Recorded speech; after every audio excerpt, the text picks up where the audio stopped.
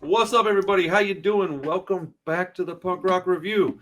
Hanging out with some like relatively new friends of the channel, community, label, etc. This is Mismiths, or part of, anyways, the torso. On the right side of the screen, Maxwell Demon, bass, backing vocals, sometimes all the vocals if need be. I don't know. Bones fall out, Sometimes. throats don't work. And then on the left side of the screen, white button down, is Gorisy. Uh, I feel like it's pretty self-explanatory based on the name of your band, but give everybody kind of a quick rundown of where you're from and what you do. Well, I sing in the band, and where we're from, we're all like in Los Angeles, Hollywood area. What do we do? I mean, the band started off as a Smiths Misfits mashup cover band, and then the pandemic happened, and we weren't playing shows anymore. So we were like, "Hey, you want to try to write our own song? See what the hell that sounds like?" And then we did, and then we put out a full length and a few videos, and that's the short story of it, basically. I guess the shorter story is to play on words that went way too far. Yeah, I was in another band, and me and my drummer are going back and forth with like some of the worst like mashup band names. I don't know, like Creed Biscuit or just like terrible. Like, but then, yeah, he said Mismiths, and I was like, a Misfits Smiths mashup cover band? That's so fucking stupid. And then I kind of just sat on that name. We always thought it was so funny for like about a year, and then, 3 a.m. one night, I was like, Mismiths, huh?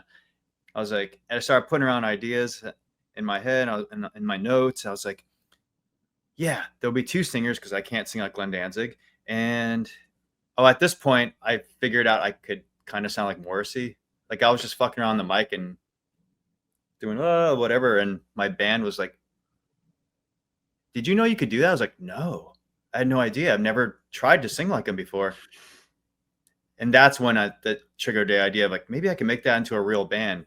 Yeah, and I brought it to a bunch of my friends or who I wanted in the band. Everyone was just like, "You want to do what, bro? That doesn't make any sense." I'm like, "Dude, it makes sense in my head. I swear. Just give it a chance." And we're gonna wear skull makeup. Like, yeah, we're gonna do skull makeup. It's gonna be 2 singers. It'll be a thing. Again, long story short, we played one show on Halloween, and it was jam packed. And it was so awesome and fun. And then after the show, people were like, "When are you doing this again?" I was like, "Again? I don't know, next Halloween maybe." And again, long story short, we start, it was like a couple shows a year, a few shows a year. And then next thing you know, I'm like, wait, we have 2 shows in July and 3 shows in August. What the hell's going on? Like, are we a band? And and then it just kind of just started snowballing from there. And it became a band. It was a joke that went too far, basically. For what it's worth, I still think there's some meat on the bone with Nickel Biscuit or Creed Biscuit. That's a $10,000. Nickel Biscuit's the winner of that one, dude. That's hilarious. Nickel Biscuit, dude. No, I mean, terrible music, yes, but like hilarious band name. Yeah. Well, so I can't even remember how we got into contact, but I do know that immediately upon like oh, that's right. Yeah. Yes, dude. Shout out Justin. That's my guy, bro. Love that dude. I was just talking to him on the phone yesterday. Yeah, I known him for a long time. Yeah. Oh, he's kinda. People, man. I used to play drums in a band called River City Rebels, and we did some shows back in the day. Yeah. I am 100% certain that I have albums from that band in my house somewhere. Probably. That's crazy. That's pretty awesome. We had a few records on Victory, and I was always a touring drummer. I only started singing about a decade ago. Dude, it's such a small world, man. Like within like punk and hardcore, like it's just such a small. Wow, dude, that's crazy. That's awesome. So it's as soon as I saw it though, like, and I was like, whoa, this like, I mean, I'm not a Smiths fan, right? But I'm not a dumbass either. So like I saw that and I was like, that's brilliant. Like, and the fact that y'all thought it was a kind of a silly thing is hilarious to me, because as soon as I saw it, I was like, that makes a lot of sense. Like, had y'all not already had vinyl done, I would have 100% done that with y'all. I'd have been like, yes. I didn't have to hear the music. I was like, just looking at the art And I did hear some of it pretty quick. I was like, man, this is really clever. Like, in my opinion, clever matters. And you guys have a niche audience, except that it's way more broad than you guys probably even realize. Like, I was asking my wife today, I was like, what do you think the reach of a band like this is? If you listen to something like I'm working with another band called Petty Treason. They're a really great band. I love the album that we're putting together. But I don't think it has the same reach as a band that's got sounds from like the Smiths. That's a pretty big artist. Yeah. So and you do sing very well, by the way. I enjoy it. Thanks. Yeah, it opens a lot of doors for us. I can imagine. For sure. Yeah. It's I didn't cool. even realize. Oh, sorry. I didn't realize no, the reach. No, you're good, man. I didn't realize the reach of it until I started playing with these guys. Like, I wasn't really into the Smiths until I started learning the music, and quickly realized, like, oh, this is a band that for some reason has been off my radar that everybody fucks with, and like fans like that became apparent quickly. But I also started realizing, like, dude, every artist, like, across the board, like, takes some kind of inspiration. Like, there would be no Oasis without the Smiths. There's so many bands and so many songs that were such a direct inspiration from the Smiths that, like, it all kind of clicked in my head at one point. I realized, like, this band that I had just sort of been ignorant to for so long is, like, has such a wide reach. And they were only a thing for, like, what, 4 or 5 years? Yeah, not very long. Dude. Even the Misfits weren't around that long. I was gonna say that, dude. Both of the artists that y'all have, like, kind of, like, conjured up this concoction of sounds. Like, you've got a really great, and I love this word, amalgamation of, like, that's sounds and it's just a great word, dude. Of sounds and like visual stuff. And I mean, we'll get into all these topics here in a minute, but, like, even your music video, in my opinion, the quality is, like, I assuming that y'all are doing this at least somewhat DIY, right? Everything we do is DIY. Dude, that's insane. Right, facts. I mean, it is still DIY. Yeah. Pivoted, do it to me, and I'll do it over here in my little workshop. He's gonna do it himself. Dude, if I could do that, I would, because I would make them so unique. Everything I would do would be like, it would take forever though, because I would have everything would be customized. I'm that guy. But yeah, I book all our shows. We do all our own merch. Yeah, we do everything. Do my own laundry. Sometimes.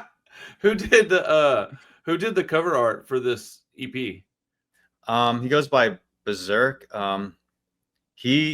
His name's Steven. I don't know if he wants anyone to know. Anyway, he's in the UK. I need to bleep that out. Nah, he's fine. Yeah, he's a dude in the UK. I've been following him for years. And we were just talking about what should we put on the cover of our 12-inch? And we're like, maybe a band photo, maybe some art. And I was like, there's no way these guys will like it, but I have to at least ask, I mean, you should always just share any idea. If it gets shot down, at least you tried. But I was like, hey, what do you think of this guy? And the whole band was like, holy shit, that's awesome. I'm like, oh, okay.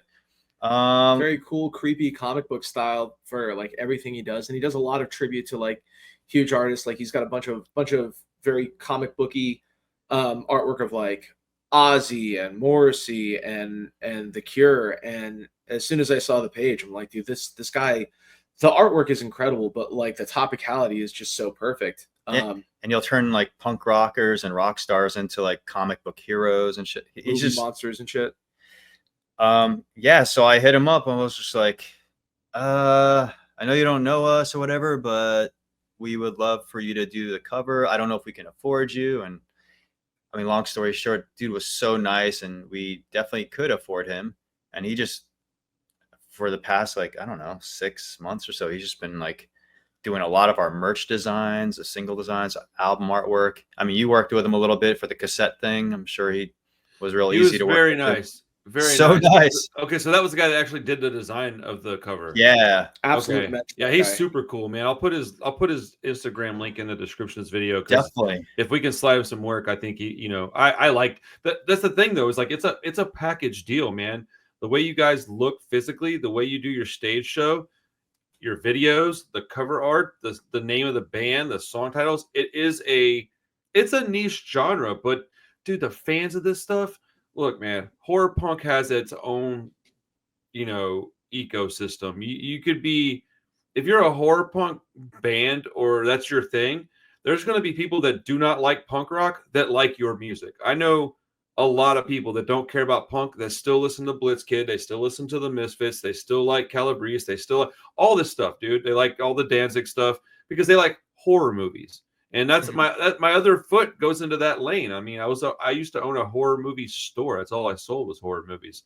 So like it's just so perfect. I don't know. I mean, it really did jump out at me whenever I saw it. I was like, this is awesome. But so tell me the story behind your music videos. I've watched a few of them, man. They're really well done. Oh, thanks. How many we got now? 5? Yeah, show's been canceled every night. Corn Fiend, Screaming Like a Banshee. Screaming Like a Banshee. And the most recent one, You're Dead to Me and I Don't Shag the Dead. Which video did you want to talk about? I mean, any of them. So, okay. Let's. The first one that I watched that I cannot get out of my head is Screaming Like a Banshee. That song is so incredibly good. Yeah. It's so damn catchy, dude. But like y'all performed it really, really, really well. The video is incredible for it. So yeah. So take me down the path of like making a video. Just any video. How does it go down with you guys? Well, the first 4 videos, we get like no help. Like we're doing everything ourselves, from the flyers to the content to the videos. And I got my friend Tyler on board who like shoots like legit videos, and he's like, I'll do it for free. Like, you're my homie. I was like, okay. Yeah. So we came up with the storyline, and then the performance piece. Are you familiar with Green Jelly? Oh yeah. Yeah. Bill, the singer of that, legendary old school band, that was his apartment / space, because it looks insane where we're performing. That's because Bill's insane. Yeah. Storefront in East Hollywood called Sacred Farts. Yeah. They would film like a weekly podcast there and do a couple shows and stuff there. And yeah, we just got access to the space to set up and be our goofy selves in there. Yeah, and yeah, you let us do that, and then the Banshee video shot at my boy Tyler's house, and we got Kevin Preston starring it. He's the guitar player in Green Day. He does second guitar. And no shit. Yeah, he's the one who's like hacking away and murdering us. And Victoria Venom, she's pretty popular in the gothy horror punk scene, I guess you could say, and she did the killing as well. Yeah, that was like an older lineup too. Our old singer was in that band with us. Yeah, I noticed there was some lineup changes. I really we used to be a 5-piece with 2 singers, and now we're a 4-piece with 2 singers. Oh, okay. So you took over the other dude's duties full time then. I knew I was missing something. Okay, Yeah. that makes more sense. Yeah. Okay. Yeah, that song was really catchy. That video was really good. I knew I recognized that girl. I didn't know where from, but probably just from like maybe horror mags or something like that. I don't know, dude. Yeah, I recognized her. Modeled for a bunch of horror themed companies throughout LA. Like, she's the main model of Creepsville. Okay. I mean, you've probably seen her around if you're. No, I recognized her immediately. I was like, I don't know why I know that chick, but I know who she is. I've seen her in something. So, but dude, that's the way it is though with this stuff, man. It could be anything, movies, music. You'll run into people and you're like, I know that person, but I don't know why. It happens a lot, especially it's weird being in my position because I'm in Texas and I've never been anywhere but Texas until October of 23, and then I left Texas for the first time 2 years ago, and so I know, dude, it's crazy. But now I go to places and people are like, hey, YouTube guy. I'm like, that is so weird. Like it's the strangest. It's the strangest thing to hear people tell me they recognize me. But yeah, cool. Very, very strange. You gotta make it out to LA, man. Come visit us.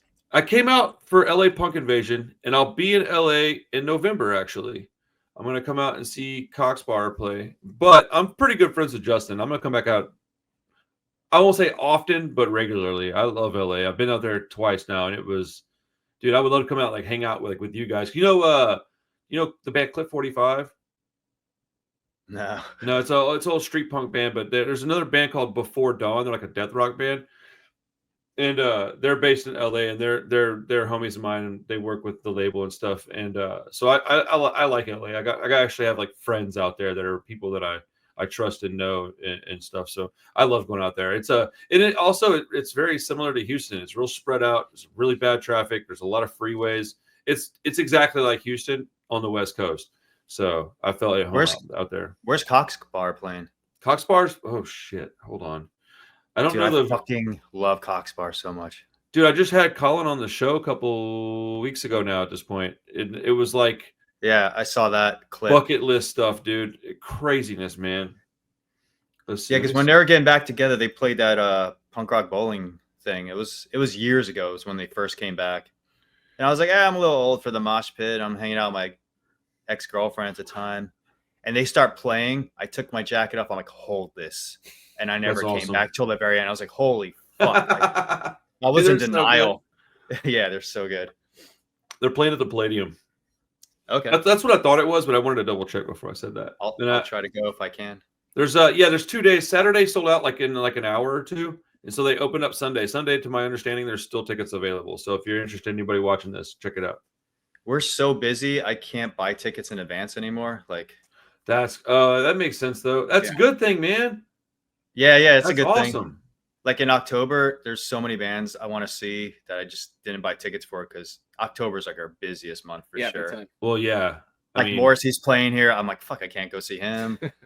Dude, y'all 1,000,000% should be opening up for Morrissey because that would be glorious, dude. Morrissey, if you're listening, hit us up. Yeah, dude, if somehow Morrissey's watching this, first off, thanks. Second, like that would be so crazy. There's been some weird people that watch this. Hey, we'll take Johnny Marr too. I'll take the kid down the street watching this shit. I don't care. I want everybody to watch this shit. Okay, so I can't believe you played drums in another band. That's so strange to me, dude. You completely caught me off guard with that. How'd you get into punk? What is your background? Maxwell, what is it? Maxwell Demons? I forgot it. I told you I was going to forget it. Dude, Maxwell Demon, yeah, that's my Christian name. Let's go. So what is your musical background? Were you into punk stuff as well, or did you come from like a different background? I kind of came from a bit of a different background. Like I was exposed to. I grew up in Maryland, and spent a lot of my college days, a lot of my formative music days around the Baltimore scene, which had a really big like hardcore metalcore scene that I was aware of, and I had a lot of friends who were in that scene. It kind of wasn't really my bag at the time. I was very much into like alt rock type shit, a little on the pop punky side of stuff. And that was sort of the lane I stayed in up until when I moved to LA. And I again kind of had that background, was exposed to it, never really dove deep into it. So I moved to LA and I actually joined another Misfits cover band without even knowing, much about the Misfits. So this was like, basically I got approached saying like, hey, do you want to learn some really easy bass lines and make a little bit of money? Me, of course, fresh to LA, just trying to cut my teeth and play any gig I can get. Yeah, absolutely. And so I played with that band for a couple of years and just kind of, get fully immersed in the world of Danzig era Misfits, and, become, sort of fascinated with the music and fascinated with the bands that kind of surrounded them in that genre. And that's where I really started to get my feet wet in that punk scene. And that's, about the time these guys found me and was like, yeah, easy fit. You already know like half the set list. That's awesome. But yeah, I don't want to sit here and say like, I was born and molded in the punk scene and I've been living it my whole life. Like, honest to God, I haven't. But yeah, not like this guy. But that said, having the experience of playing it, and I mean, for all intents and purposes, studying it for the last 6-7 years. You know, I have really fallen in love with it big time, and you know, I also kind of I want to do it as right as I can, because it's, you know, there's such a deep and rich culture involved in it, and I want to do my part to at least make sure that it's not being sullied. You know, it's being carried on, and so, you know, I at least want to just kind of try to get it right. I mean, just the fact that you're like, yeah, I didn't grow up in a punk. I personally have a lot of respect for that, because if there's anything that I don't like, it's like fraudulent conversation. Like, just be yourself, man. It's Oh like no, so many people I'll are scared of that, you know, being themselves. It's just not always easy. I'll tell folks to their face, I'm a poser. Dude, that right there makes you not a poser, man. I'm sorry, dude, but that takes courage too. So what about you, Gorsey? How'd you get into punk rock music, my man? Shit, I don't know. Yes. I feel like I've just always been into it. Okay. Hardcore punk. Probably skateboarding. I started skateboarding as a kid. Yeah, and I was like just surrounded by, like, you know, older guys skating, and I was like checking out their cassettes. I'm like, what's that? Metallica? What is that? Circle Jerks? I'm like, I don't know what any of this shit is. I slowly just started buying things and falling in love with it. Yeah, or, you know, people will make me mixtapes. What was the first punk band? I saw The Exploited in '91 at the Ritz. That was like one of my first shows. Dude, it was kind of terrifying. Yeah, and I saw a lot of local bands, and I don't know how I got into it. I've just always been into it since skateboarding as a kid. That's all I heard, and I loved it. Skateboarding is the number one answer to that question, which is kind of why I keep asking it, because I'm fascinated by the fact that there's people out there that think skate punk doesn't exist. Like, I literally had a guy on the channel the other day. I used to argue with people in the comments more because I had more time, but I just don't give a shit any longer. But every now and then a comment will catch me, and I'm like, dude, what are you talking about? And I get on I'm like, no, dude, and I'm not rude about it, but I was like, he's like, I really hate the term skate punk. You know, skaters don't listen to punk, and punk bands don't skate. And I was like, what? And I was like, bro, every punk band that I interview, they're 80% of it is like, how'd you get into punk? Skateboarding. I'm like, if you go to like, I went and watched the Suicide Machines recently. This is like a week and a half ago, and he literally had this big rant about how I'm gonna skateboard anywhere I want to skateboard, and he was like singing a song about skating. I was like, dude, what? Skateboarding and punk rock are definitely because they were both kind of coming up at the same time. Or even surfing. Yes, surfing's very. I mean, it's the same world. Yeah, all the skateboarding and surf videos I used to watch as a kid. I mean, the soundtrack was everything, you know, like what is this guy skating to? What is this? And you look at the credits and you look for those bands, and you just discover things that way back then before the internet. Dude, you remember having those little shitty box TVs? And if you had a VCR and you wanted to know the bands, you had to hope that your TV was large enough to be able to read it, because each pixel was like the size of a penny. I mean, it was you know what I'm talking about, man. It was hard, dude. But yeah. I mean, I don't know, Suicidal, Possessed to Skate, you know, JFA, The Faction, McRad. I mean, these are all like skater bands, you know, or even my buddy's band, Goldfinger. Like, Tony Hawk's been getting on stage and singing with them, you know, for the past few years. Like, you know, Steve Caballero is always at the show. Like, just, you know, yeah, skateboarding, punk, hardcore, it all goes hand in hand. Metal. Yeah, all of it does. Like hardcore, punk, metal. It's especially thrash metal. That stuff's even like Pusshead. You know, he was like designing Metallica skateboards and Zorlak, and he was in Septic Death. I don't know. I'm throwing a lot of. No, dude, Pusshead's legendary, bro. If you don't know who Pusshead is and you're watching this, well, finish the video first. He's a skater too. Yes, dude. Yeah, he did all the Metallica art and shit. Even Misfits. Yeah, okay. For anybody who doesn't know who Pusshead is, my first thought when I think of Pusshead is that skull with like the mummy wrap around it. It's really intricately drawn, and I remember just seeing that one day as I was pretty young, and I was like, hey, that looks cool. And I just remember staring at it and being like, I wonder if I could draw this, and then trying and failing very badly. And I could draw fairly well. But like, dude, Pusshead does great art. Or did. I don't know what he's doing these days, but like, Pusshead was awesome. Yeah, it's a very well known. To say it's not linked to skateboarding is a really weird, huh? Dumb, ignorant thing to say. For real, man. It's very silly. But Dude, the you know, very man, first time I heard Astro Zombies, my first thought was like, dude, this is a total skate punk song. hell yeah. So, Gorsey, you said you're from LA? No, I grew up in New No. Jersey. Oh, really? Okay. Yeah. Completely opposite side of the country. I got here What? like 17 years ago, maybe. Okay. Was it for just to do music or what?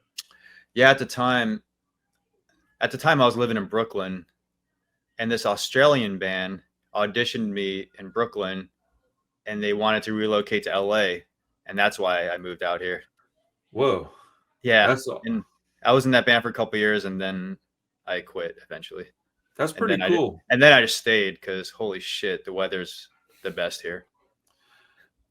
Yes. Mostly, I miss my Dude, friends, like, but fuck that weather. dude, like I've only been to the East Coast once, and I've only been to the West Coast a few times, so I don't have a lot of experience it. But I live in Houston, and it's just wet, hot all the Oh, time. yeah, Yeah, fuck like that weather it's too. no, yeah, you're right. It's ass, but I'm from here and I love it. But like the weather, yeah, it could go ahead and kick rocks. Bring me a little bit of that. I'm going to the Bay Area in like 3 weeks, dude. I can't wait to just kind of see what it feels like there. I get to go to Gilman for the first time. I'm so excited. I want to play there so bad, and I don't know how to. I'm trying. They Well, responded recently and said they're down, and then now they're not responding again. But yeah, like I've played CBGBs. I've played that's so all awesome. these like legendary places, and Gilman's always been on my radar. I'm like, how the fuck do we play Gilman? I don't even care if the show's good. I just want to play there. I 100% understand that.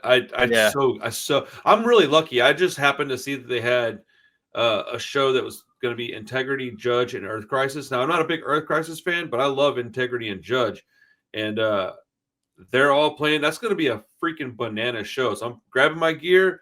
I'm flying out for like 15 hours, and dude.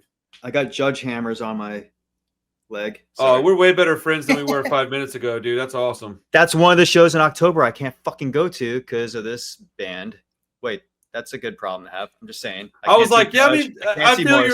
I feel your pain, but yeah, I think it's a good problem to have. Yeah, that's going to be a fantastic show. I had Dwid on the program once, and Nice. that is to this day when people go, "What was your weirdest like podcast episode?" I'm like, without even thinking about it, I'm like, Dwid, dude. He was really incredibly nice, and then simultaneously, it felt like he didn't want to be here. I was like, I'm sorry, man. You can get out of here if you want. Like, I didn't know what to do, man. Just to back up real quick, are you guys better friends because of his tattoo, or because he just showed you his taint? No, the taint, dude. Like yeah. I'm a fan of the gooch, so like I was Well, here, let me I was very excited, bro. I was a little upset that it wasn't pale white, but it's whatever, man. Yeah, dude, I love Judge, dude. There's a band out of Canada called Repair. They have a real Judge sound, and they're awesome. Shout out Repair, dude. What's that label they have? I can't remember the label. Attack with Force Records, I think. Yeah. Anytime I get a chance to shout out somebody that's been cool to me, man. Shout out to those guys. I flew out to New York for the first Judge reunion show. Woo. Yeah, that was bananas. Yeah. And I didn't realize my boy was teching for them. He's like, "You want to get on stage?" I'm like, "Yes." Dude, that's awesome. Yeah, I was on stage, and Mike Judge is walking out, getting ready to go on. I'm just like, "Holy shit, that's Mike Judge." I've never seen him in person at that point in my life. Yeah, I jumped off the monitor, did a flip. I was like, "What am I doing? I'm so old. This is so silly." I went and moshed it up. What was the last show that I lost my mind at? Because I don't do that either. Because I'm I got a really messed up left knee from skating. So like, I don't do that much because I'm just terrified of like really damaging my knee. I can't afford to get surgery right now. But I think, Street Dogs played, or not Street Dogs. Mike McColgan from Street Dogs played as the Bomb Squad in Houston, and they did Dropkick Murphys "Do or Die" in its entirety, and we were their first time doing it. And as soon as Barroom Hero came on, like that was a very important song to me as like a high school, senior. I like lost my mind, and I ran out and acted a fool for a few minutes. But I'm always filming stuff, so I don't go into the pits because of that mostly. But I toured the U.S. with the Street Dogs. Nice. When I played in River City Rebels, we did a full U.S. tour with those guys. Was Pete Sosa their drummer at the time, by any chance? No, it was Joe. No. Okay. From the fuck's that? The Mighty Mighty Boss Tones. Joe. Oh, cool. Joe cool. the Kid. Yeah. Great guy. Toby was playing in the band. That's psycho. He was my neighbor for a while, like 2 houses down. Like me and Toby were buddies, dude. That guy, we used to get in a lot of trouble together. I've seen Toby get in trouble. Yeah, that song about him, dude, is no joke. I've seen him like biting at a guy with his hands behind his back because it was like a meter maid guy. He was like, yeah, he got arrested that night, or at least he got handcuffed. I can't remember though. He's crazy. He's the best though. I love him so much. Toby was awesome. I like Johnny Rio. Is a pretty good buddy of mine at this point. And I was asking about Pete because Pete used to be my drummer. Okay. I remember when he was real young, man. I probably really fucked his life up. So I'm sorry, Pete. Love you, bro. I was a terrible influence on people because I was older than most of them, and so I'd be out just like because I was always looking to do another band, and so I'd get these guys together and act a fool and just I was the partier. Like if I'd have been in a hair metal band, I'd be on like some like what could have been type show because I'd have died. They'd be like, this guy, who knows what he could have done? He was a psycho. Yeah. Yeah, I would have had all the AIDS for sure. Wait, should I have said that? No, you definitely should have said that. That was funny. No, man. Yeah, clearly the older guy's a bad influence on me. He's what's messing my life up. Oh, dude, it's awesome. Hey, old dudes don't care. That's what happens. Is you reach a certain point, and you're like, oh man, I thought I didn't care in my 20s. I don't give a shit now. Yeah, because I'm like sober, married, whatever. So I need these guys to do the fucked up shit. So I'm just like lowering their standards and just like go and tell me about it later. That's exactly how you do that. You live vicariously through the people that don't have a criminal record yet. You go do this because if you go to jail, you'll be okay. If I go to jail, I might be there a while. I don't want to do that. But, I'm very open to suggestion too, so I jump in head first. Yeah, dude, I can't wait to hang out with you guys. He just points me in a direction and just gives me a push, So what's the schedule looking like for the next few months? I know. Well, I mean, it's the fall's like right. I mean, it's October's next month, right? September right now. Just turned September. So October's, like you said, your busiest month. I can imagine that basically September and October are where y'all get a lot of work in, huh? Yeah. Well, we're going to the East Coast September 25th. It starts till October 5th. Then we get back, and then we have a million shows in October. Like 3-4 shows a week. All through October. That's amazing. How long have y'all been a band? I didn't even ask you that. It's been about a decade, but like I said, the first few years it was like 1 to 3 shows a year. It literally wasn't a band, Yeah, it's just like a little project. Yeah, it was just like a little side fun thing, and then it started taking off, and then especially during the pandemic, that's when we took it up a notch with the originals, and once we got a different lineup. I don't want to say better. Yeah, we could just start touring our asses off and do whatever we want. It takes a particular lineup to be able to do that. I mean, people have to be able to and willing to do it. It's not cheap. It's a lot of work. So. Oh, it's not easy. We're scrounging today, like grabbing pennies just to pay our lockout. Like, yeah. Oh, dude. Yeah, I mean, I feel you. I'm glad I'm doing what I'm doing now. But I mean, I'm in a similar position. If I got to go fly somewhere, like I don't even fly out and get hotels. I just go, I hope I can find somebody that I know wherever I'm going. I mean, I did that in New York, dude. I just was like, I flew out there. I didn't have nothing but a plane ticket. And I was out there for 3 days. And I was like, well, this is going to be fun. All my gear in my bag, ran into some friends, ended up finding a place to crash. Shout out Broken Cuffs. Have we ever paid for a hotel? Like twice, I think. I know we did once outside of Reno. No, but someone gave us money for that. We still didn't technically pay for it. You're right. Yeah, we got paid for that one. Dude, that's awesome. Good. Band should be taken care of on the road. We just bring sleeping bags and roll the dice. Yeah, we've gotten, I mean, it's not even like a good amount of times we get taken care of. I think the vast majority of the time it's just like, oh, someone, usually Steve, sorry, bleep that out. Usually Gorsey. Usually Gorsey's got a friend in whatever town we're playing, but like I've toured this country 1,000 times, so like I just I keep in touch with a lot of people, and I got a lot of friends with a lot of floor space. It amazes me sometimes, like we've caught some like insane lucky breaks. Like most recently, I think like Alaska. We're out there playing in a state we've never been to. knew practically no one out there, and somehow we got folks to loan us a van to put us up for a couple of nights. Dude, we had multiple people just flipping us keys to Borrowed their equipment. vehicles. Dude, Full backline provided for us by a band that wasn't even on a bill with us. It's because I knew a girl that lived in Alaska that I went to high school with, and she hooked me up with another guy who was a musician out there, and it just kind of snowballed, and we booked 5 shows in Alaska. It was in June. Yeah, dude, lodging that's and awesome. food. Yeah. Lodging and food alone in Alaska would have completely broken our bank, and we ended up getting out of there with like our airfare and like a meal or two. How like in terms of expenses, everything else was just loaned to us. That's amazing. I'll say this for our scene though, dude. Like that's the thing about punk rock that I personally have. I'm never going anywhere. It's my family, dude. Like you said, you've made 1,000 friends. I'm doing it not through touring, through my channel. I've got people. When I first was going anywhere, I went to Pittsburgh, and I was going to go to this Skull Fest, and I was really nervous because I didn't know anybody, and I was like, man. So I was like, my wife was like, you should just say something about it on your channel. I bet somebody from Pittsburgh is watching. And so I did, and then it turns out my buddy Neil from Houston lives in freaking Pittsburgh, and he's like, "Yo, I can help you out." So I got out there, and it was much easier because I just felt like, okay, I won't be just completely alone because I go by myself, man. I don't have nobody to go with me. I flew into New York, man.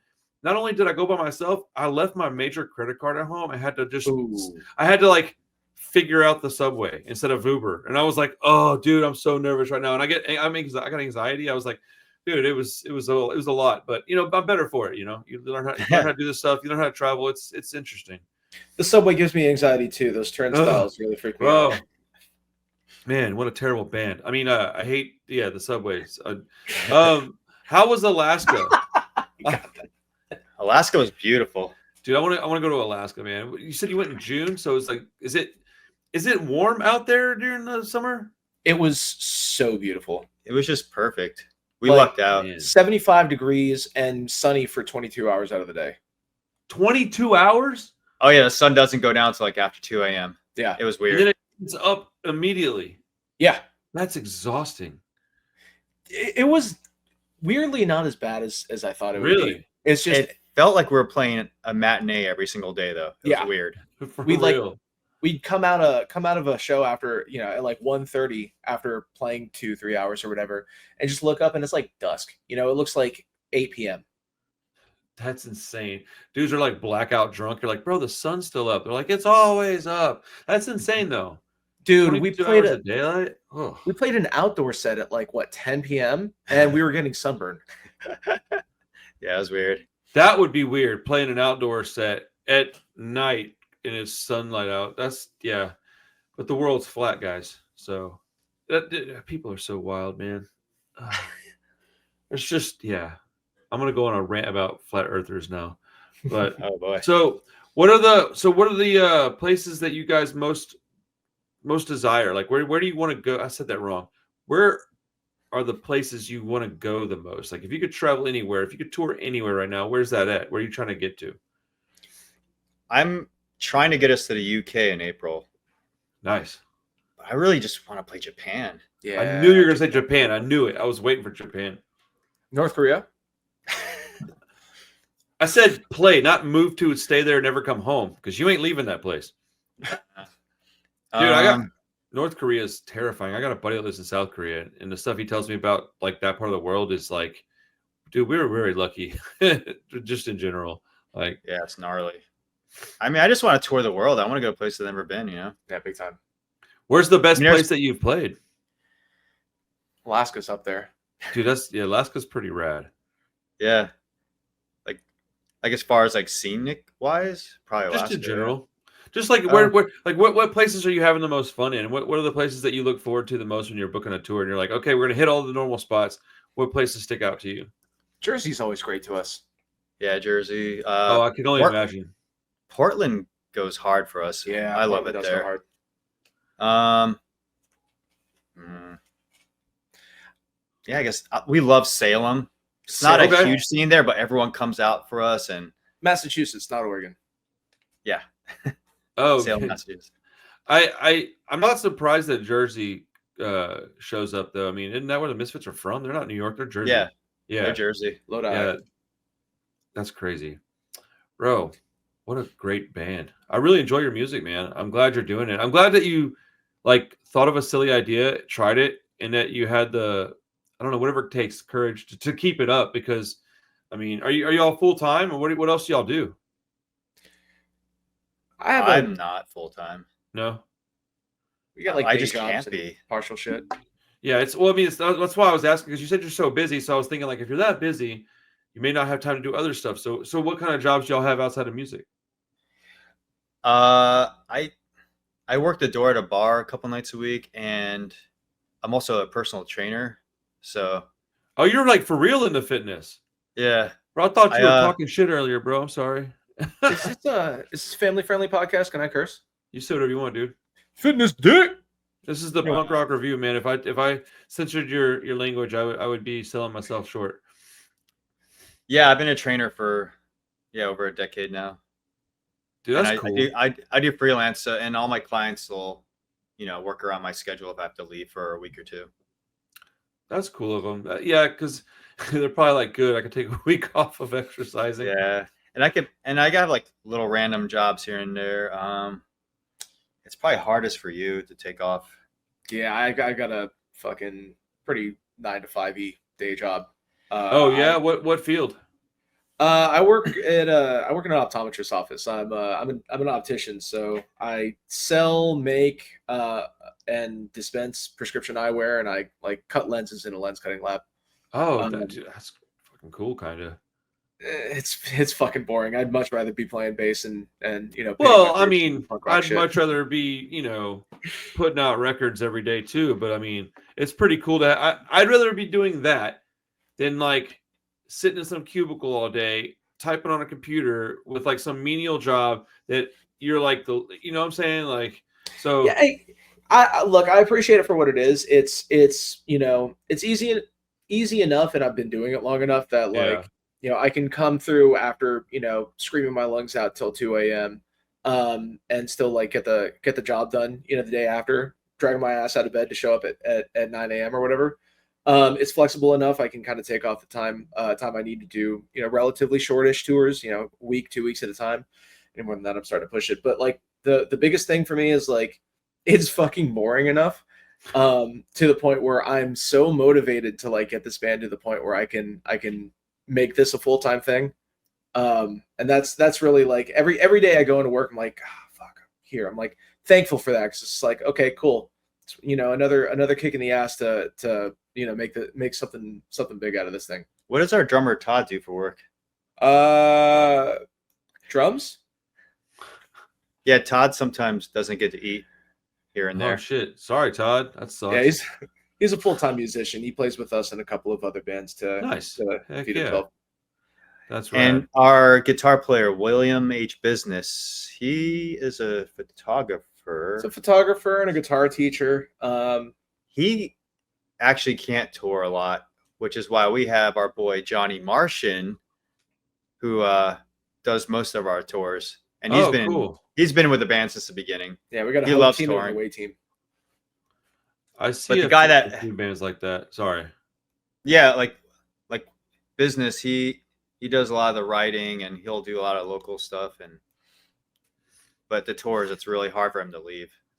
He'll probably eventually do some here and there, but so it is what it is, and we love them all the same. I mean, it sounds like you got it at least sort of figured out. Touring's tough, man. It's very tough. I talked to a lot of established bands, and I mean, they tell me like, yeah, I can only do weekends. Everybody in the band has to have a full-time job, and I'm like, damn, you've got 7 records out that I own. Like, that's crazy to me, but it's just the way of it now. I mean, you ever show up to your optometry? Is it optometry? Optometry? Yeah, optometrist office. You ever show up to that job in your makeup like by accident and just like fucking not thinking, and they're like, "What are you doing, buddy?" I mean, I've definitely come through after a late gig. Yes. And like I didn't get all the makeup off, so like I come through and I've got like smoky eye and shit. That's awesome. They all know they know what you got this band going on. Oh yeah, I mean, I kind of got to like share some details to be able to pull like. Oh hey, yeah, I guess so. Yeah, if you need time off all the time. Yeah, like I can't work for the next 2 weeks. I got to let them know a little bit of what's up, and Yeah, I mean, it's weird. It's like they got this dude with like green hair and like makeup still all up in his face, you know. So anyway, let me show you these frames, and we're gonna get you with some nice new prescription lenses. It's always a bit of a trip. That's awesome, dude. I think that's one of the most fun things about our little community here is that like when you if we're all doing our thing, we're all together all weekend. It doesn't feel weird to us. It's just like it's how we live. It's what we do. We do live music. We do sweaty venues, low light. You know, people are drunk. There's people throwing up. There's people fighting. Sometimes there's always some kind of drama. But when you go out to the regular world, like that's just not what most people do. And so I love it when people, you know, because I'm pretty heavily tattooed as well. And people are like, "Oh, well, what do you do?" And I'm like, "Oh, I do this." And they're like, "Oh, you can make a living doing that?" I'm like, "Sort of. It's a lot of work, you know. It's just, but it's my life, man. I don't have a distinction between, you know, I've worked for plenty of companies. I'm not built for that shit, dude. It's just not. I'd rather be poor and do what I want. That's my jam, dude. Like, Yeah, because but I always get a lot of old friends or whatever family just being like, "So how long are you gonna do this?" I'm like, "How are you gonna like figure? What are you gonna do when you're like really old?" I'm like, "I don't know, whatever." play music still. Like, I don't know. That's a weird Yeah, question to ask. I mean, dude, I've got a full on family and own a business, and my mom still is like, I think she's still skeptical that this is a career path. And I'm yeah, like, I'm literally in the midst of it. I'm like doing it. This is how my bills get paid. yeah. And it's still not real, mom. I'm like, it's whatever, I guess. Like you normie people are, well, normie, I guess. Yeah, They don't get it. It's fine.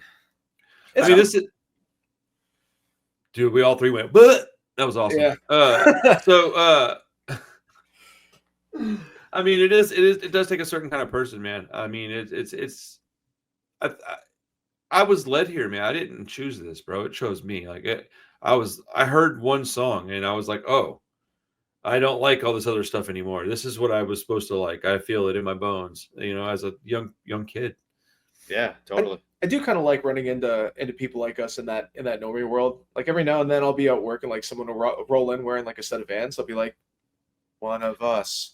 Oh, dude, there's nothing better than being in a normal situation. And like, I like it when I'm at like, I don't know, Walmart, wherever, the grocery store, right? And Sure. I see a dude wearing like I don't know, Rancid shirt or something. I'm like, oh, that guy's probably pretty cool. Or like, it's typically like somebody wearing like a Ramones shirt. I go, okay, how deep does this really go? You like the Ramones and that's it, or are you like, you know, I like it when I find somebody wearing like a real punk band that you know isn't on a giant label. You're like, that dude's probably cool. But you Yeah, know, or you go to like a restaurant to eat and the guy serving you is wearing something red. That's always fun, man. because usually, I mean, a lot of times, a Misfits or a Ramon shirt, they're not that cool. No, that's what I mean. As I was saying that, I was like, yeah, man, Yeah, Ramones is kind of surface level, but you know, Ramones What are is this? far better than most shit. What's the unless bit? it's like a vintage Ramon shirt and it's the real deal. Or is it a Ramon shirt and then the guy also looks like Marky Ramone? Then you're like, okay, that guy's probably pretty cool. He's got a Yeah, leather jacket on, jeans that are too small, some Converse, long hair. What's that meme that's been going around? Like the Black Flag logo tattoo is like the live, laugh, love of the punk world. Oh, I mean, it is, but damn, you didn't have to tell me that. You got it right, bro, dude. Speaking of that, man, I saw a flag play at Punk Rock Bowling, and they were amazing. And then dude, so good. oh, dude, they're so rad. And then I saw that Black Flag was coming through, and then Ugh. I know, dude, I know. It's funny, isn't it, that everybody has that same exact reaction, like, oh, Black Flag's playing. It's like, not really. It's a dude and some teenagers. It's weird. And then the Flag is like the far superior product. It's interesting. Yeah. Well, now Gin is out there with a bunch of kids and stuff. Kids, just weird, dude. It's so I'm like, strange. what do you? I won't go see that. No, I had an opportunity to go for free, and I was like, I'm not going, dude. It's not Black Flag to me. Yeah, I love Mike V as a skater, but I was like, I don't want to go see that. I mean, my first viral video I ever saw in my life was Mike V beating up those jocks at that truck stop. Well, I grew up in Jersey, so I used to see Mike V skate all the time, like oh, dope. in my hood. That's cool. Yeah, he was always kind of a badass, scary guy. He looks like a scary guy. Like, I mean, I'm not a tough guy. I'm a tough man. Like, I'll take care of myself. I'm not a coward, but I'm not like a tough guy. Like, I don't. That's why I don't go to like the more metalcore, hardcore stuff. Like, I like hardcore punk. And Yeah. whenever it's like dudes that have never listened to punk playing hardcore, I'm like, okay, to me, it's just metal, which is fine. It's just not really my style, you know. And those kind of guys aren't really my jam. They're usually like, I watched a documentary on Woodstock '99, and I was like, yeah, dude, everybody in that crowd is like people I'm just like, ugh. Like, I just watched that last week. dude, what on a Netflix. crazy, insane Train people wreck. that dude, the people that ran that are so irresponsible. Like, it's Fucking wild. assholes. Yes. Fucking scumbags. Fuck them all. I was so mad. I know, dude. The thing is that I didn't understand it when I watched it, or when I not watched it, when I knew about Woodstock when it was happening. I thought, oh, what a bunch of really terrible people just destroying this place. I didn't know, man. And then you start hearing things, and then all these years later, we watch this documentary, and you're like, oh man, I actually don't know that I actually fault them as much as I mean, they're responsible for their own actions, of course, but like, 3 days with no water, either that or incredibly overpriced water, and $15 for a bottle of water. I mean, that's how it happened. It happened to me in New York. I was in LA. I was at where was I at? I was at somewhere, but it was $7.50 for one 16-ounce bottle of water, and I was just like, dude, what the fuck, dude? Yes, And but I mean, at least now it's 2025, dude. Woodstock '99 and the water was $7.50, dude. Like, that's $25 now. Like, that's so much money. Yeah, I would have been rioting with the rest of them. Yes, I always liked that photo of that guy standing on that piece of wood, though. I thought that's pretty fun.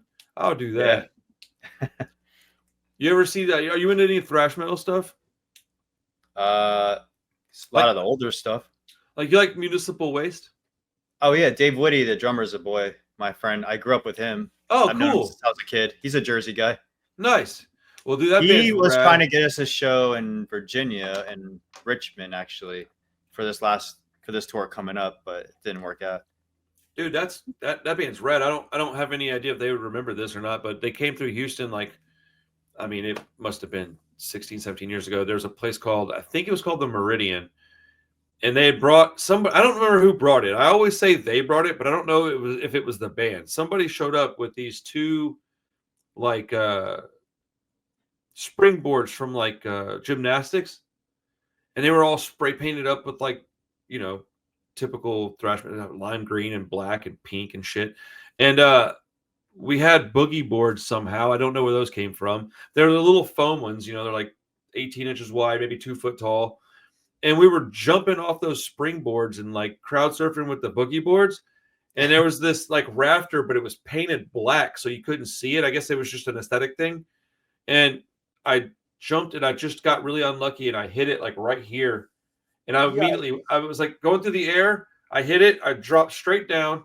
And then for like 2 weeks, I had this big purple bruise on my shoulder and back. And it was horrible. But it was one of the funnest nights I've had. Like, I mean, it was so fun, dude. Because I did like 7 or 8 of those before I hurt myself. It was so fun. It was so fun, man. What bands do y'all tour with other acts? Do you have like another project? Just, or you go out solo? We toured with Eric 13 and the Pinheads.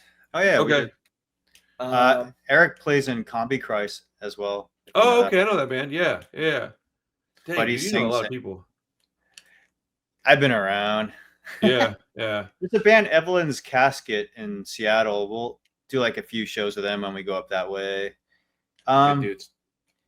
We would love to just open up for huge bands and be Right. the opener, but usually people just want us to headline, and if we aren't in a position really to bring out a band, to have everyone. That becomes hard. It has to have another band that has the same exact ideas as you guys, and you're going to go out as like a pair versus like bringing somebody along. Ideas. We need to get availability. bigger to be able to do that. Right. To do it properly. A lot of bands have like sister bands that they go out with all the time. That's why I was asking. I was just wondering if there's anybody else. I'm really just looking to like I just want to know more bands. That's why I was asking. I was like, I wonder if there's another band that's there's a band from Houston. Shout out to Necrotones.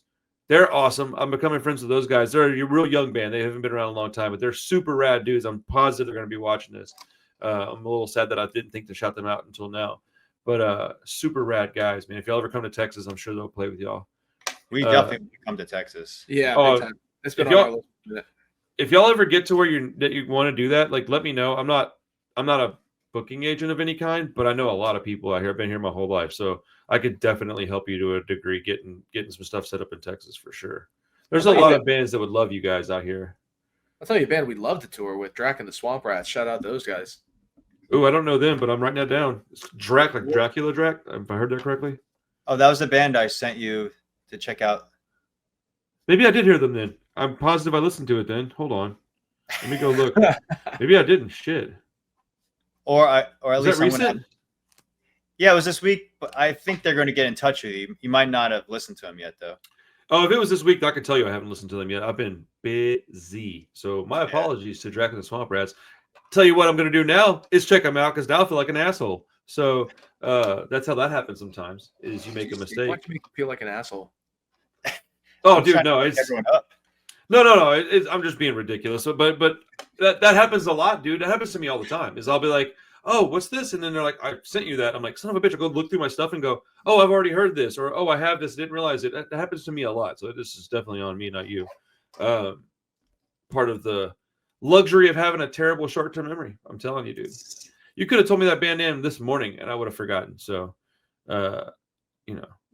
But so okay. What are the goals for the next 6 months for Mismiths? What are you guys trying to do? I know you got the let's say post October. You got the end of the year coming, and then like spring 26. What are you guys wanting to do? Is there a full length coming, or is it strictly you got this new EP? You want to tour on that for a while? What are the ideas? I'd like to tour on the EP for a while. We want to shoot a couple more music videos. We want to keep playing as many shows as we can. We are demoing new songs, so I don't know what the plan is. Single, EP, full length, whatever. You'll have to stay tuned to find out. Yeah. Right. Yeah. Stay watching, folks. Stay listening. Stay in touch. I mean, we're just going as hard as we can. Because like I said, we don't really have a lot of help. We're doing it all ourselves. So no one's doing anything cool. We'll just do it ourselves, and we're going to go as hard as we can until people who can actually take us to the next level help us out. Like a booking agent would be amazing. Big time. I think the big thing is like for the past couple of years, like just the size and the quality of shows we've been playing has sort of been trending upwards. And me personally, I just want to see that continue. I want to just be playing more, be playing bigger, be playing crazier shows, awesomer spots, bigger venues, festivals. Love all the festivals we played so far. So just being able to do that more and more consistently and on a bigger scale is honestly the biggest thing I want to get out of the next 6 months to a year or so. I just want to point out that my dude just said awesomer, and I appreciate that. I noticed that too. Dude, I said that word and people are like, what? I'm like, I don't know. It's a word I use. I'm sorry. But, it's funny because you guys are such a unique band to talk with, because there's a few questions that I just wasn't even going to ask, because it's like, hey, what are your influences? It's like, I don't know. I don't know. Aerosmith and Poison. It's clearly, there's a very obvious answer to that question. So Poison is definitely one of them. I've seen Aerosmith and Poison. Aerosmith is the first band I ever got into as like a real young kid. They were like, accessible, and they were at that point pretty rock and roll still. And I was like, dude, this band's pretty good. I was like 10. And then I got into Rancid at like age 14, maybe like high school, 9th grade, maybe. And then it just went from there super left.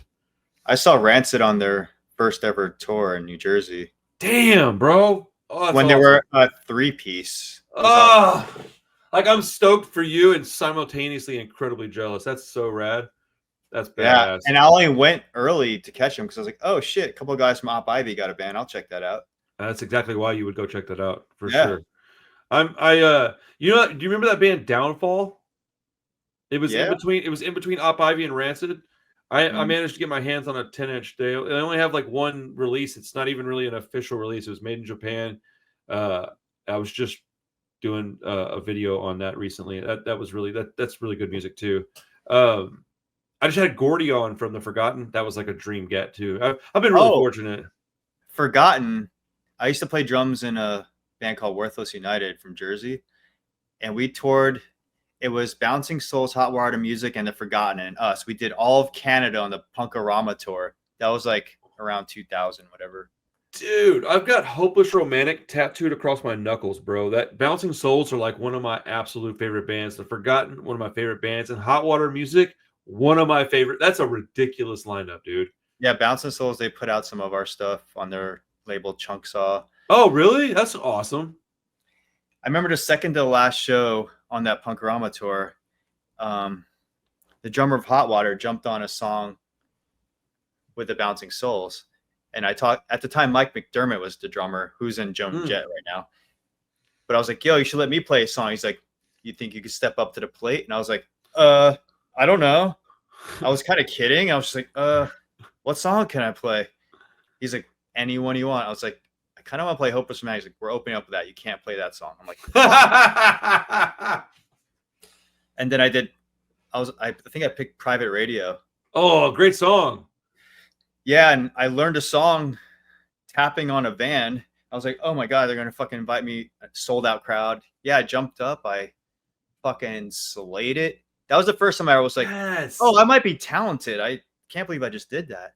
But yeah, I was into Bouncing Souls for a song that night. That was one of my favorite memories of all time.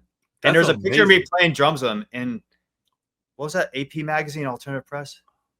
Yeah. That's awesome. I mean, it's a little picture, but I was dude, like, that's so rad. Look, man, I'm like a punk rock lifer, dude. I'm a fanboy too, because I genuinely, this stuff saved my life many, many times, bro. I love Forgotten guys are rad though. I had a good time. Gordy is one of the coolest people I've ever talked to. That guy was so nice. Yeah. The Souls are homies. Dude, that's really cool, man. I keep trying to make him come out to a Mismiths show because we invite people on stage to like sing a song or play guitar. Like last time we played New York, Paris from the Crow Mags. He played 2 songs with us. That was blast.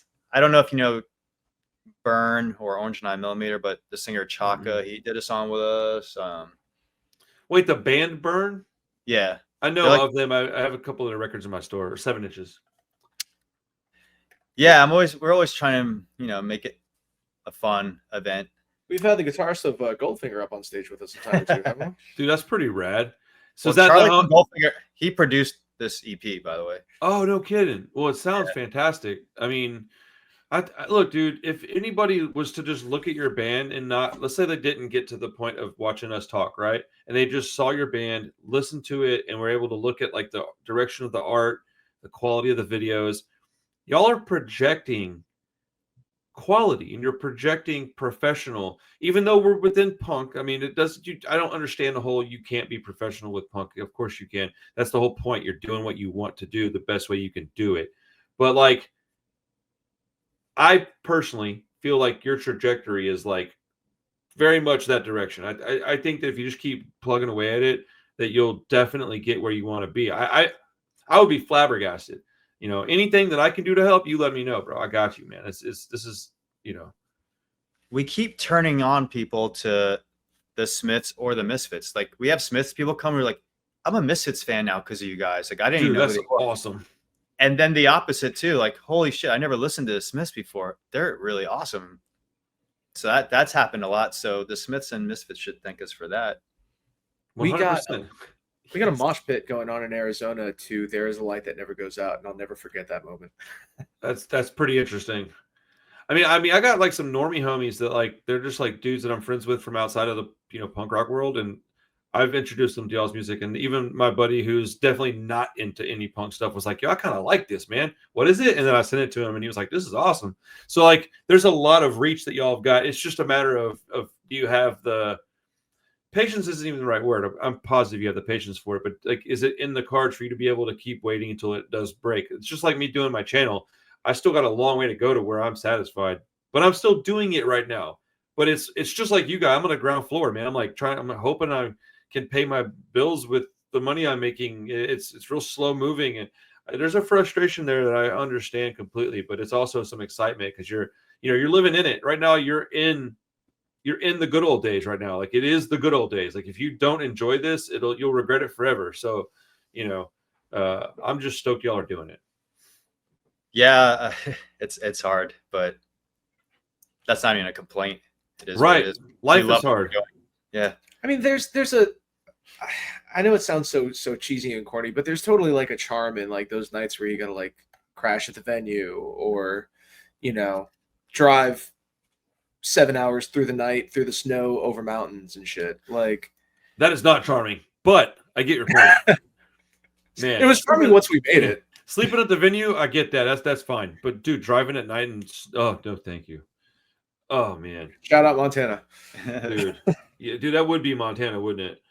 All right, so we've been talking for a little while. Before I let you guys get out of here, couple of questions real fast. One, what are some of y'all's favorite bands? What's on the playlist for you guys when you're driving to a city or get ready to go to a show? It can't possibly be the Misfits and the Smiths, right? You got to listen to something Couldn't else. possibly be Morrissey, could it? I have consistently listened to Morrissey since the 90s, like No kidding. So is it really like you're still listening to it all the time, huh? all the fucking time. I really thought you were going to say Janet Jackson, but I'll take Morrissey as an acceptable answer. That's crazy. That's awesome. Misfits, yeah. I try to listen to all the songs we don't play Oh, okay. That actually tracks. That makes sense. because I love it. I mean, we all love the Misfits, but like, there's This shit if Eagles there ever comes on, like, nope. Dude, I hate Glenn Danzig with a deep, dark passion, and I love the Misfits. That band's awesome. The guy's a turd, but his band's We really get a great. lot of people coming to our shows who hate Glenn Danzig or hate Morrissey, but love their music. They feel so much Yeah. better about seeing us because we're not Glenn Danzig or Morrissey. Dude, 100%. I so understand that. Almost said super. Okay, so what's your favorite Misfits song? Do you have one? Ooh, I'm probably Astro Zombies. Bullseye Out used to be my favorite. I don't know if it is, but that's impossible. They're all my favorite, really. Do you consider the Grave stuff good or even Misfits stuff? Is it because some people are like, that's not even the Misfits, which I totally disagree with because that's how I discovered the Misfits with Michael Grave stuff. Interesting. It's good. Is it Misfits? I guess, but like it's a different era of it. It sounds different. It's produced different. It's a different singer. He's carrying his own stuff. Say what you will about Michael Graves, and we'll say lots about Michael Graves. Oh yeah, he's a complete idiot. That guy's he's a turd. Look, not all of them. Yeah, there's some bangers out of his albums, like Saturday Night slaps, Walk Among Us slaps. There's a couple Helena slaps. That song's awesome. not my favorite. I love that song. I like most of American Psycho. But Dude, like, so that's how I got into the Misfits. I was a kid. I didn't know any better. I just bought it because it was available. And then when I got a hold of some Danzig era Misfits, I didn't like it because it sounded like shit. And so it was a quarter pound potato.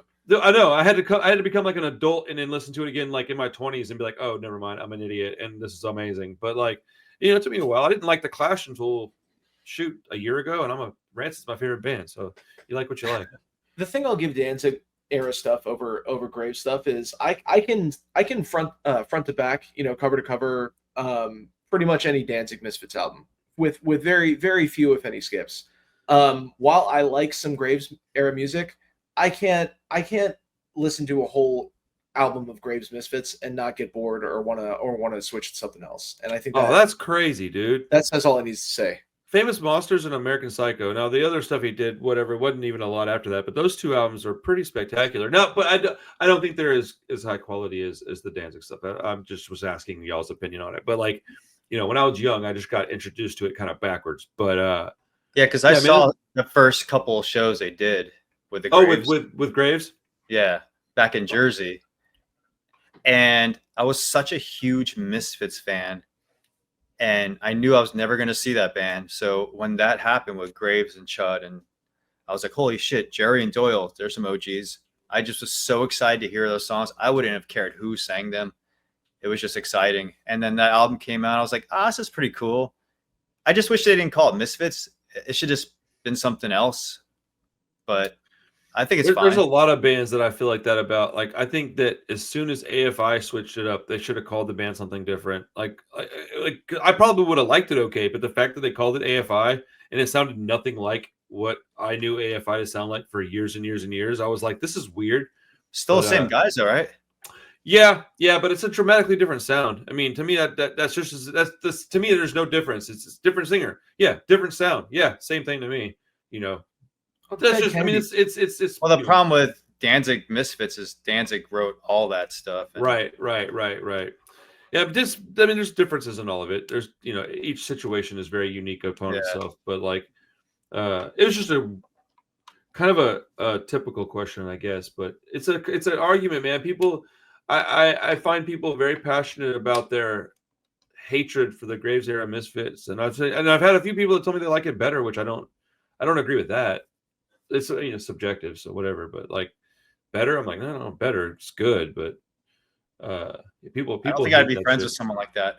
I mean, it was a hot take, bro. I was like, I did a video, I don't know, 2 years ago where I just was it's like the title of the video doesn't really matter much, and it was like, it was mostly just talking about the Misfits, but so I put like, Misfits, which is better, Graves or Danzig, because I didn't think anybody's going to take it that seriously, honestly, and people were really pissed off that I even had the question, and I'm like, dude, everybody agrees that it's fucking Danzig, but I mean, look, the Graves era stuff has some super fans, and yeah, I respect it because, like, look, at that time, if that's like your intro to that genre of music, hey, you know what?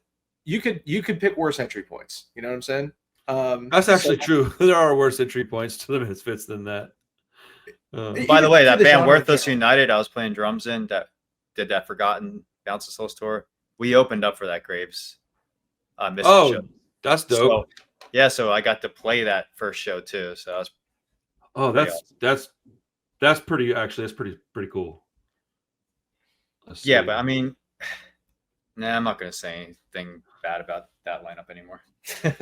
What song do y'all play that's a Misfit song that gets the best response? Is it like Where Eagles Dare, maybe? We Are 138. You play We Are 138? Yeah. That was pretty easy to chant too. You could be wasted and still remember the words.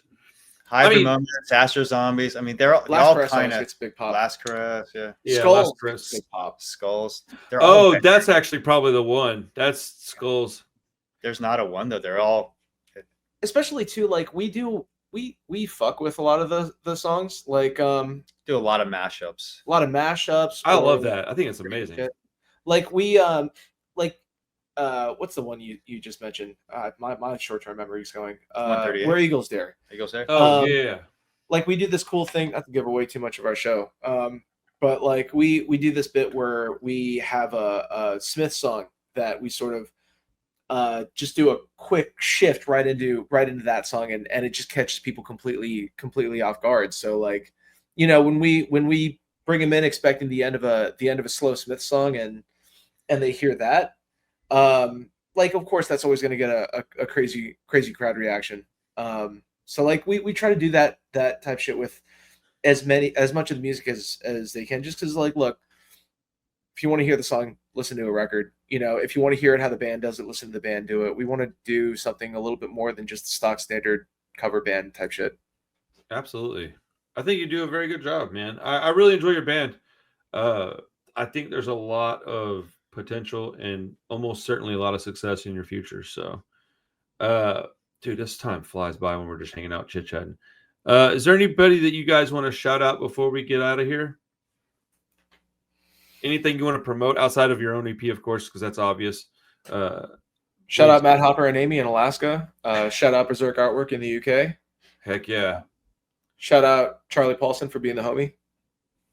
Shout out Bruce Wicken for also being the homie. Shout out, I don't know, Teresa for lending us money to record. Oh, yes. Very important. Yes, shout out Teresa for that. Hell yeah. Shout out, I don't know. You know what? Shout out me. There you go. Fuck yeah. Shout out awesome. Demon. That's awesome. Dude, hey, look, we're just hanging out, man. That's the point of this, dude. Hang out, get to know the artist, support your local scene, go to the shows, buy the merch. If you can, go to their Bandcamp and check out stuff on Bandcamp. Get off of Spotify if you can. Just support the bands that you love. None of this stuff can exist without the support of the fans. So if you like this band, you like what they're doing, show them some love. We Links love in you the guys. yeah, dude. Links in the description for everything, guys. Thank you so much. Thank you guys for hanging out with me, man. This is I can't believe it's been an hour and 25 minutes. I looked up and I was like, well, that's a lot longer than I thought we've been talking. So thank you very much for your time. I will keep you guys updated with the progress of the tapes and whatnot. And then, yeah, if y'all need anything from me at all, let me know. Everybody watching this stuff, holler at your Yeah, you boy. got a few records at your shop right now, right? Too. Yes, I actually am going to do a full-on video of one and review it, but one of those I'm keeping. And then I think I've already sold one of them. I may need to hit you guys up and buy some more. And I need to actually send you some money for those. So do you want me to send it to you? We'll talk about that later. But yeah. Yeah. Let me know if you need anything, everybody. You guys don't hang up quite yet. Love you guys. Hit the like button. Check out the Mismiths. It's not even it's just Mismiths. Check out Mismiths and do your part to keep the scene alive. Love you guys. Peace. Thank you for having us, man. Hell yeah.